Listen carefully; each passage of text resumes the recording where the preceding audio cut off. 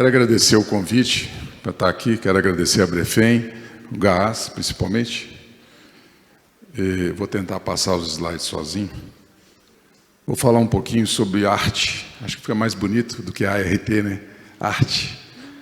Agricultura regenerativa tropical. Eu estou adorando as palestras aqui, principalmente porque estão trazendo visões diferentes. Adorei essa agora do André, e as anteriores também, para a gente ver que, por mais que a gente tente simplificar as diversas situações, visões e possibilidades, porque todos aqui queremos viabilizar um negócio que a gente sabe que é importante para a agricultura brasileira e mundial, mas essa tentativa de simplificar, às vezes esbarra, né, no velho problema de querer universalizar, por exemplo, soluções regionais, né? Eu acho que nessa luta para poder substituir adubos, vamos dizer, mais agressivos por menos, nós vamos precisar muito, eu vou puxar a sardinha para o meu lado também, vamos precisar muito dos consultores, os verdadeiros consultores agronômicos, aqueles que conseguem ir lá na pesquisa, entender o complexo com visão sistêmica, holística, e chegar na propriedade e conseguir traduzir isso em protocolos simples e factíveis de serem operacionalizados a nível de fazenda, né? Então, hoje, já faz alguns anos, eu estou muito mais próximo das fazendas. Portanto, as imagens que eu vou mostrar aqui, os dados, representam o trabalho da minha empresa de consultoria. Não tinha como ser de outra forma. Enquanto o Instituto Brasileiro de Agricultura Sustentável, estou aqui por ele, estão ali os conceitos mais teóricos, que a gente testa na prática enquanto consultoria, tá certo? Muito bem. Realmente, você que passou ou fui eu?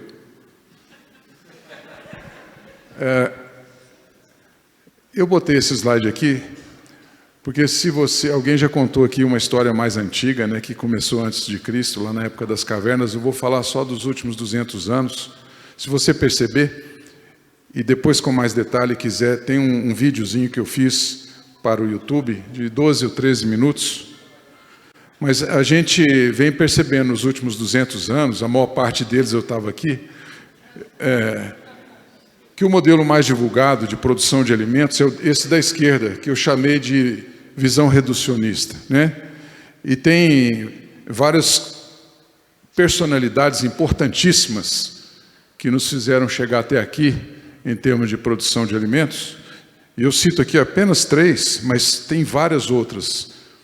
Enquanto que, paralelamente, do lado de lá, também correu um outro modelo menos divulgado, que eu chamei de visão holística, né? E coloquei 3 exemplares também de personalidades aí.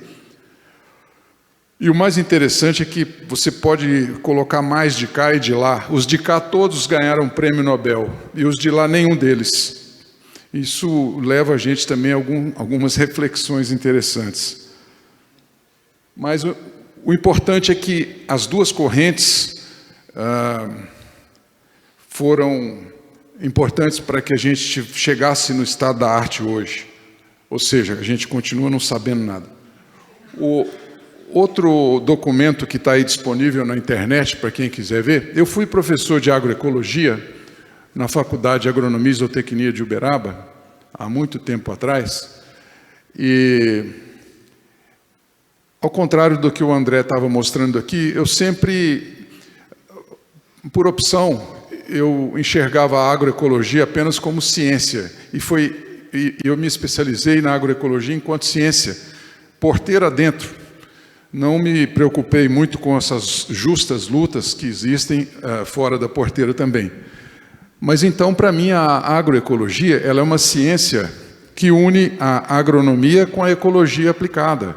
É a ciência que estuda os agroecossistemas, porque são sistemas modificados e precisamos entendê-los do ponto de vista do fluxo de massa, do fluxo de energia, de entender a ação dos micro-organismos dentro do solo, para que você consiga trabalhar com menos inputs externos, fazer uma agricultura mais, vamos dizer assim, viável do ponto de vista econômico, financeiro, mas também produzir alimentos mais saudáveis sem ter que ficar contaminando o solo, contaminando água, etc. E engraçado que em 2000, né, eu já era professor de agroecologia na época, acho que eu fui o primeiro de Minas.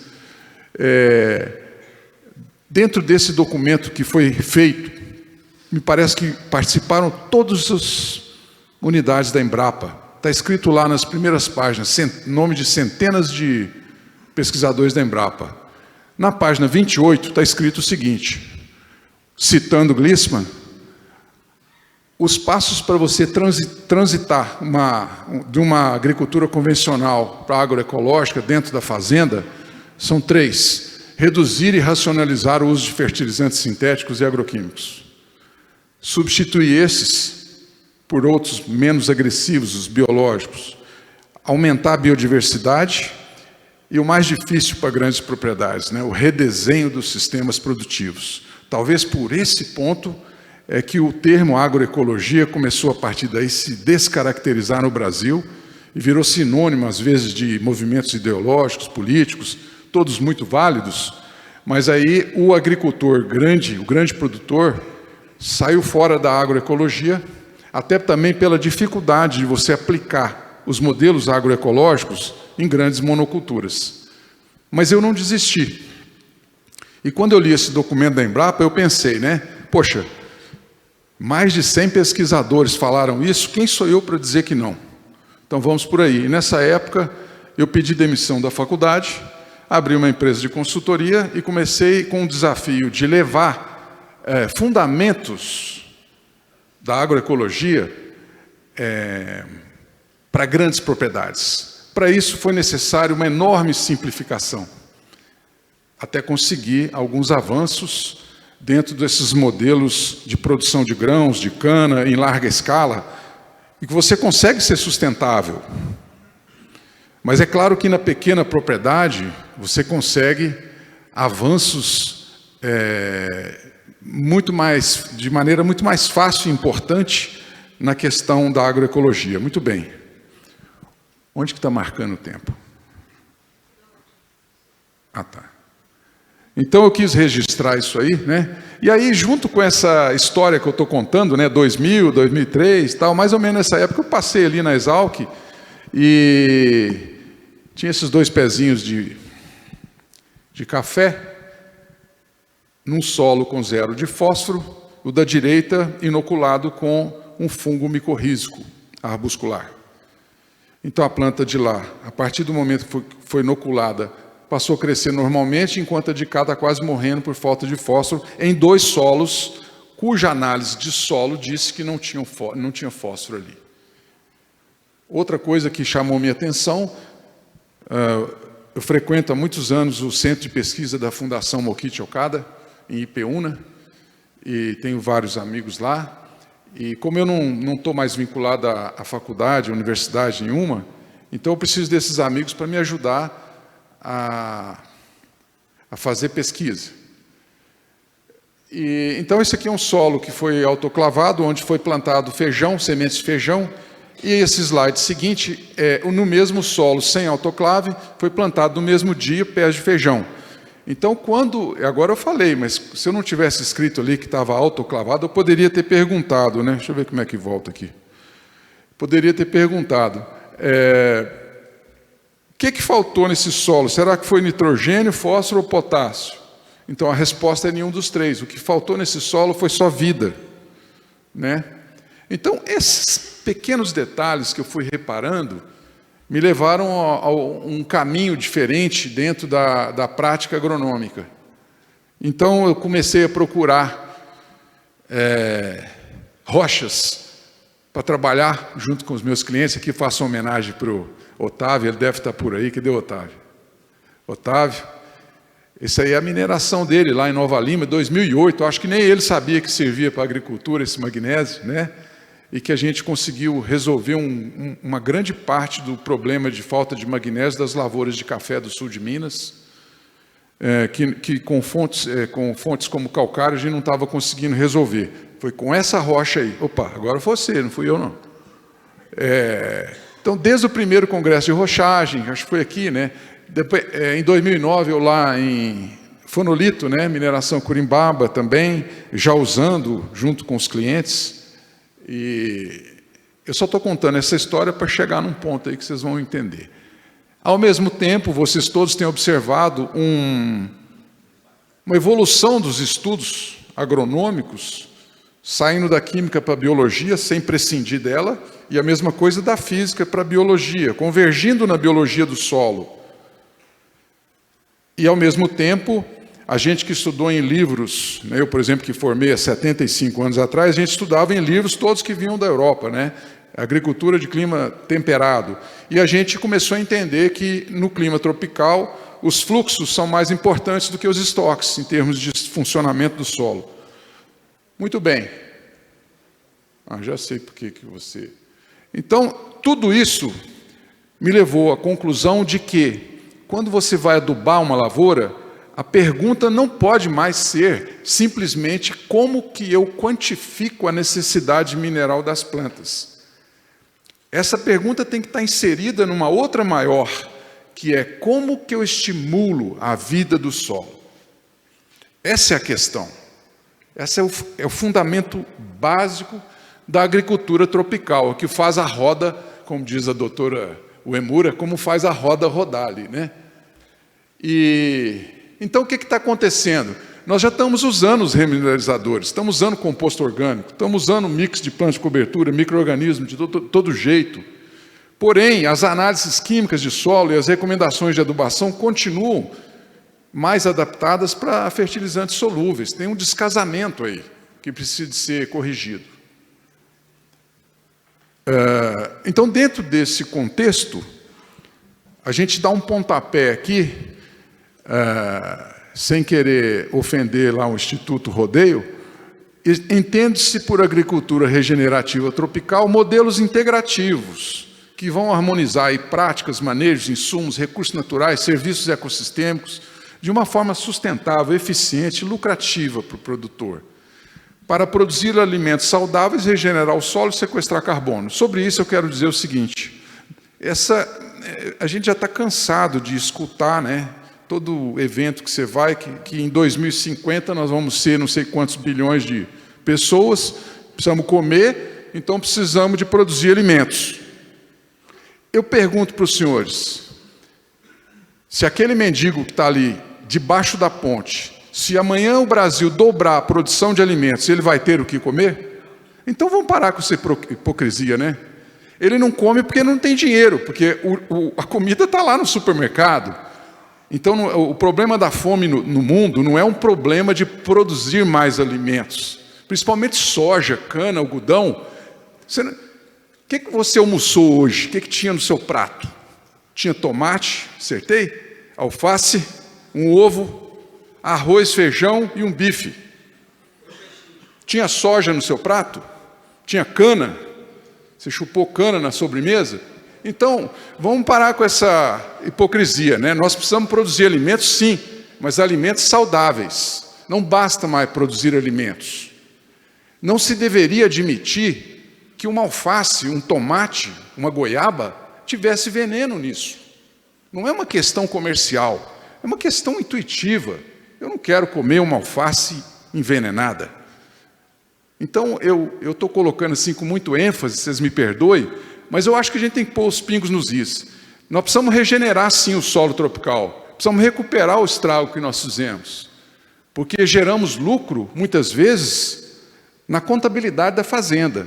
Mas há um custo que vai ser pago pelas gerações futuras. Então, isso é um lucro falso, é um lucro egoísta, não é um lucro real. Então, o lucro real ele só pode vir de um solo que você melhora ele ao invés de piorar. E o sequestro de carbono, que bom que vai ter, vamos remunerar e tal, mas ele é uma consequência dos dois primeiros. Faz o dever de casa que vai sequestrar, né? Muito bem, eu vou mais rápido um pouco. Esses fundamentos da agricultura regenerativa tropical, eu entendo que eles vêm da agroecologia, do entendimento dos princípios naturais que regem os agroecossistemas tropicais. da biomimética, da biologia, da microbiologia e da mineralogia. Mas também temos que acrescentar valores humanos e ética para produzir alimentos. Não estamos produzindo botina e nem bicicleta, nós estamos produzindo algo que a gente vai comer. Então, assim como a medicina, eu gosto sempre de comparar, é claro que o médico pode ficar rico, deve, mas não a qualquer custo. Existe uma ética que rege a profissão medicina. E também tem que ter uma ética para produzir alimentos, né? Qual é o máximo lucro responsável? Então, tem aí um monte de concurso de campeão de produtividade, deu 500 sacas de soja por hectare, 800 sacos de milho por hectare.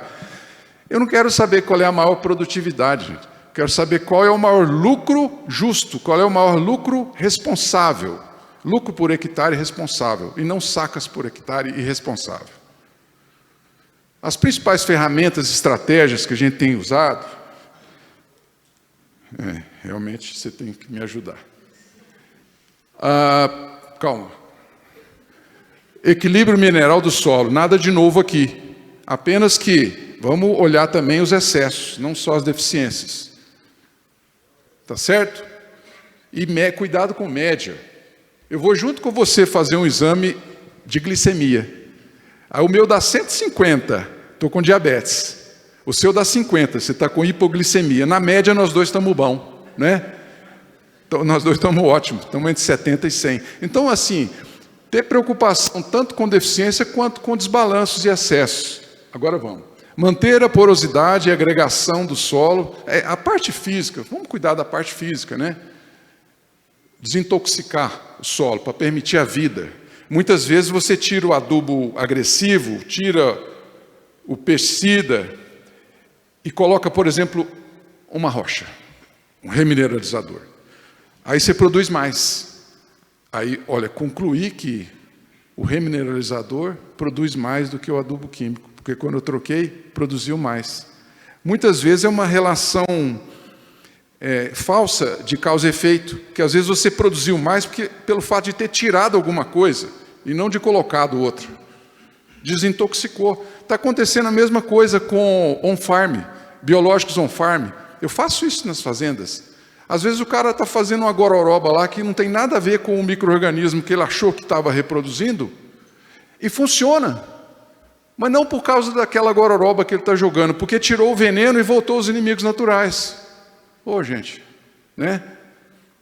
Então, vão aumentar a biodiversidade e a gestão da matéria orgânica na propriedade, dos processos fermentativos, melhorar essa qualidade.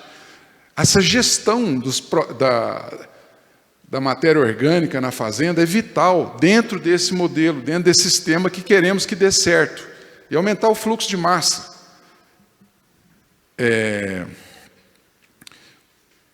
Um alerta que eu queria fazer para a pesquisa, eu acho que foi o André que falou, não adianta ficar testando versus KCl. Então eu queria dizer mais, esse modelo convencional de produção de alimentos, que chegamos todos à conclusão que precisa de um modelo melhor, o que nós estamos fazendo? A gente pega, ele é um modelo que funciona, que está rodando, como se fosse um automóvel, eu gosto desse exemplo. Aí eu vou lá, tiro uma roda desse automóvel, coloco uma roda de um outro automóvel e eu quero que ele ande melhor. Nem sempre vai dar certo. Eu tiro a embreagem daquele carro que está andando bem e coloco a embreagem de um outro carro e testo um versus o outro qual que vai dar melhor. É claro que o projeto que já está redondo, que está rodando há décadas, vai ganhar. Então não adianta você querer testar um sistema versus o mesmo sistema trocando só uma peça. Você vai perder tempo. Nós temos que testar sistemas diferentes. Sistema A versus B versus C. Opa, o meu remineralizador nesse sistema C produziu aqui 10 sacas a mais por hectare, mas eu não sei se foi por causa dele ou se foi por causa das outras peças do sistema. Aí o pesquisador vai procurar entender o que está acontecendo dentro daquele sistema. Mas o que interessa para o produtor é que o sistema B está produzindo mais do que o A. Então, nós podemos começar a aplicar no campo esse sistema B, mesmo sem saber Quais são as peças que estão, teoricamente, mais contribuindo para esse aumento de produção? Não interessa, o que interessa para nós é que é um sistema melhor que o outro. Por que que o Honda HR-V é melhor do que o Toyota não sei o quê? Por que que ele é mais econômico? Será que é por causa da embreagem, é por causa do motor, é por causa sei lá do quê? Não entendo disso. Isso não interessa, nós queremos o carro mais econômico, o outro quer o mais confortável. Então vamos testar sistemas, ao invés de ficar tirando a roda de um carro e botando a roda do outro carro para ver se funciona melhor. Cuidar da vida do solo é o principal, né? É a base de tudo. Eu escrevi num livro que eu publiquei esse ano aí o seguinte: o princípio da bioativação dos agroecossistemas tropicais é uma via de mão dupla. Não basta jogar composto orgânico, não basta jogar rocha, jogar remineralizador. Você tem que vir trabalhando, de um lado, reduzindo os fatores que estão dificultando a vida e, ao mesmo tempo, de outro lado, aumentando os fatores que favorecem a vida. E o que são esses fatores? Insumos, doses, manejos, práticas. Então, você pensar do ponto de vista de uma bactéria. Se eu jogar isso aqui, se eu jogar 1 tonelada de cal por hectare, será que vai ser bom para a bactéria? Opa, acho que eu vou matar ela. Então não. Então não. Tá certo? Não dá para falar muito tempo sobre, mas adubação orgânica de qualidade, enquanto empresa de consultoria, nós estamos fazendo isso pelo Brasil. Esse ano fizemos 800 mil toneladas de composto orgânico em substituição a adubos químicos, a grande maioria delas com rochas junto, mas o conceito de compostagem nossa é diferente. Compostagem cheirosa, sem moscas, rápida. O conceito de compostagem que eu aprendi na escola é aquele negócio fedido, cheio de urubu, que fica 120 dias lá até curar, né? Vamos para frente. Então, aqui, o atributo de um bom composto tropical seria rico em substâncias orgânicas em diferentes graus de decomposição, um alimento, um substrato de qualidade para o solo. Quando a compostagem esfria, é porque não há mais o que comer por parte dos micro-organismos. Por isso que ela esfria. Eu quero ela quente, eu quero só cozinhar, quero só eliminar sementes de invasoras, fitopatógenos, nematóides e jogar no solo. Está cozido. Aí é um substrato que vai sendo utilizado pelos micro-organismos. Além disso, é um potente multi-inoculante, é um bocache maiúsculo que você joga toneladas e contém também nutrientes minerais, inclusive de liberação gradual, porque estão ali complexados na matéria orgânica, ou quelatizados, não sei qual seria o termo mais adequado, né? Exemplo de um cliente nosso, fazenda tropical, lá de Montevideo. Vou passando aqui, porque não tem tempo para falar. A diferença de uma compostagem clássica para tropical, hoje o produtor está pagando R$250 uma tonelada de bagaço de cana, R$200 uma tonelada de esterco para fazer composto na fazenda. E aí ele faz a compostagem clássica e ele perde mais da metade do que ele comprou na forma de CO2. E o que fica é só a parte mineral, praticamente. E aí ele manda analisar quanto tem de NPK no composto pronto. E ele fala, esse ficou melhor. É claro, porque ele perdeu mais da metade da massa orgânica, só sobrou mineral. Então é claro que, em vez de dar um vai dar um 2, 2, 2. E ele fala, esse é melhor. Quer dizer, quanto mais perde, mais ele acha que é bom. Olha como que a gente está. Então aqui são só visões de clientes nossos que não praticamente compram mais adubo. Esses que têm mais manchas, assim, é que todos têm remineralizadores. Indoor, quando você tem geração contínua de resíduos, rocha aí faz uma bagunça, triangular, quadrado, comprido, tem de todo jeito, molhando, batendo, para aí, para. O composto em lavouras de milho e outras, falta nitrogênio. E aí como é que faz? É um grande problema, até para a agricultura orgânica, o nitrogênio. Vai comprar uma tonelada de coisa de mamona lá, né? É caríssimo. E, desde 2003, tem um senhorzinho lá em Uberaba, chamado senhor Lázaro, tem a patente mundial disso aí. Hoje tem várias empresas fabricando, não é só eles não. Eu peguei essa foto porque eu tirei esse ano, e eu vi aqui escrito 20 anos, então fiz a conta, né? Desde 2003. Eu estou usando isso desde 2008.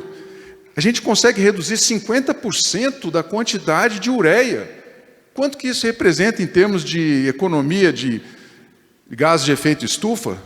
Que a adubação nitrogenada, quase, vocês sabem, né? Quase o gás de efeito estufa nitrogenado, quase 300 vezes mais poderoso do que o CO2. E, no entanto, a tecnologia está aí desde 2003, eu uso desde 2008. Simplesmente colocar numa caixa d'água um complexador orgânico à base de turfa, misturar com a ureia e aplicar na forma líquida, você gasta metade da ureia. Por que não é feito? Por que não é valorizado? Porque nós estamos falando em alguma coisa que vai gastar menos insumo. Então, ninguém quer pesquisar isso. Ninguém tem dinheiro para fazer essa pesquisa. Eu estou usando muito rochas na compostagem. Eu estou usando esse critério assim, muito grosseiro, muito raso, muito genérico, que é quando eu quero doses menores ou os teores de nutrientes daquela rocha são maiores, eu ponho dentro do compostagem. Quando eu quero uma dose maior ou os teores da rocha, por exemplo, é tipo um basalto que tem teores menores, né? Não é que nem um serpentinito, que tem 40% de óxido de magnésio, por exemplo, ou uma rocha fosfatada que tem aí 25%. Não, se tenho ali teores baixos, eu não fico perdendo tempo fazendo compostagem com ela, não. Eu jogo ela diretamente no solo, faço a compostagem só orgânica daí nesse caso, né? Isso é sugestão de brinde para as mineradoras dar para os seus clientes. Você manda fazer uma peneirinha dessa aqui, que é do Zé Roberto, que está até aqui, ó. Aqui você tem o percentual, né? Você joga aqui a rocha que você está comprando e você vai, deita isso aqui, chacoalha e você vai vendo a granulometria da rocha, se atende você ou não. Sugestão de brinde, em vez de dar pluviômetro, vamos dar isso aí. Volta uma, por favor.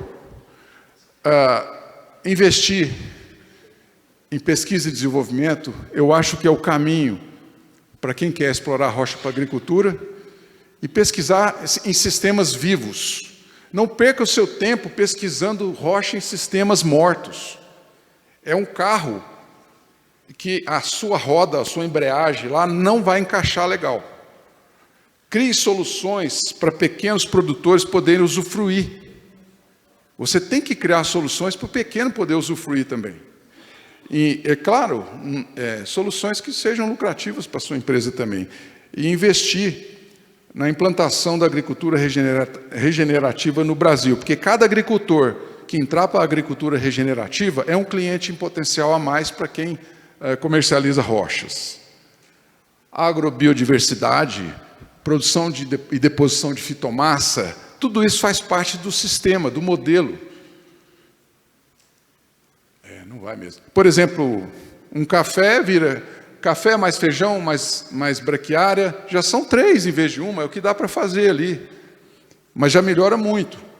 Plantas de cobertura, eu dei o exemplo do café aqui, porque é os slides que estavam na mão. Por que não funciona, né? Não funciona mesmo. Me ajuda? Olha, vai passando, por favor. Vamos aí. E essa parte mais difícil, a única foto que não é minha, é essa aí. Essa é da internet. Mas a gente tem um longo caminho aí para redesenho de sistemas produtivos e não vale a pena aqui agora mexer com isso. Vamos para frente. Então, sugestão. Será que não está na hora do marco referencial em agricultura regenerativa tropical? Quem sabe, outra sugestão, com 5 passos ao invés de 3, substituição do uso de substâncias agressivas por amigas da vida, aumento da agrobiodiversidade, aumentar o fluxo de massa e energia, redesenhar e integrar os diferentes sistemas produtivos e incentivar a ética na produção de alimentos. Acho que não vai dar para falar disso, mas, enfim, nós propomos uma gestão integrada da produção, onde as análises de solo, é importante eu falar isso, mais 2 minutos, as análises de solo não podem ser tão rasas.